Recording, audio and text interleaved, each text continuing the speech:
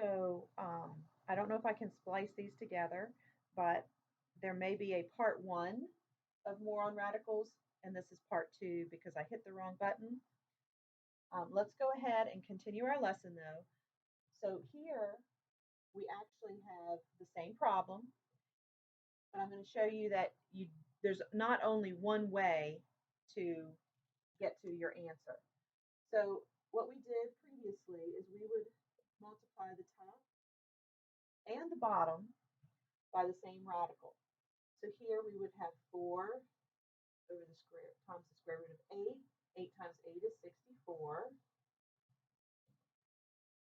Then we know that the square root of 64 is 8. Right up here, we have 4 times the square root of 8. I know that 8, if I break it down to 4 times 2, I can get another 2 out from under the radical. So the square root of 4 is 2. So 4 times 2 now to the square root of 2, still over 8. 2 times 4 is 8. Now I have 8 over the square root of 2 over 8. Erase this so you can see that we've got more room. All right, and then once we've got that, 8 divided by 8 leaves us with the square root of 2.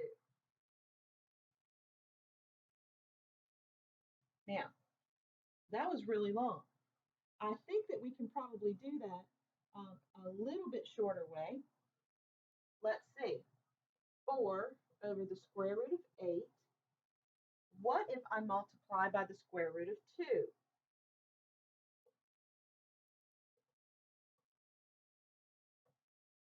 8 times 2 is 16. So I have the square root of 16 over 4 times the square root of 2.